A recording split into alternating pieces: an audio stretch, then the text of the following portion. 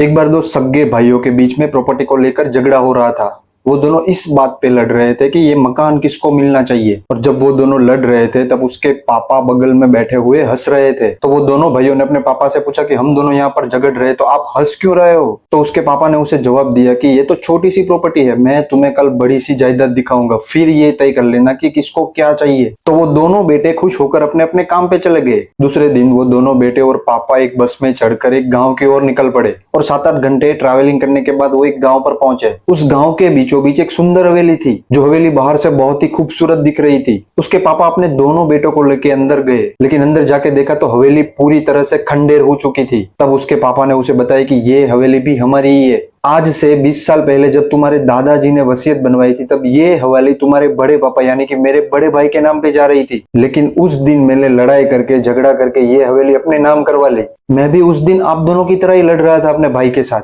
और आखिरकार मेरी जीत भी हो गई और भैया ये हवेली मुझे सौंप कर विदेश निकल गए। ये जायदाद तो मुझे मिल गई, लेकिन मैंने अपना भैया खो दिया। और इतना कहने के बाद उसने अपने बेटे की ओर देखा और उसे ये सवाल पूछा कि ये हवेली की हालत तुम अभी देख सकते हो, ये पूरी तरह से खंडेर हो चुकी है। तो जिस हवेली के लिए मैं अपने बड़े भाई के साथ लड़ा था वो हवेली आज मेरे लिए कुछ भी नहीं है। और याद रखना कि आज तुम जिस प्रॉपर्टी के लिए लड़ रहे हो वो एक दिन खंडेर हो जाएगी, उसकी वैल्यू 0 हो जाएगी। तो दोस्तों इस कहानी के माध्यम से मैं बस इतना आपको बताना चाहता हूँ कि जो चीज की वैल्यू आज तुम कर रहे हो वो एक दिन 0 हो जाएगी। और जिस प्रॉपर्टी की वजह से तुम अपना रिश्ता खत्म कर रहे हो, खराब कर रहे हो, उस पर एक दिन अवश्य रिग्रेट होगा। और रिग्रेट के साथ साथ तुम्हें यह भी दुख होगा कि मुझे अपने भाई को नहीं खोना चाहिए था। तो इतना याद रखना कि पैसा हर खुशियां नहीं खरीद सकता है, लेकिन पैसा आपके रिश्तों को जरूर बिगाड़ सकता है। और हमारा जीवन उस बस के सीट की तरह है कि जिस सीट पर बैठ के आज हम ट्रैवलिंग कर रहे हैं, कल उसी सीट पे कोई और बैठ के ट्रैवलिंग करेगा। जीवन में कुछ परमानेंट नहीं होता है, सब कुछ टेम्पररी होता है। इसीलिए दोस्तों किसी भी चीज की वैल्यू कांस्टेंट ना मान के उसे टेम्पररी मानो,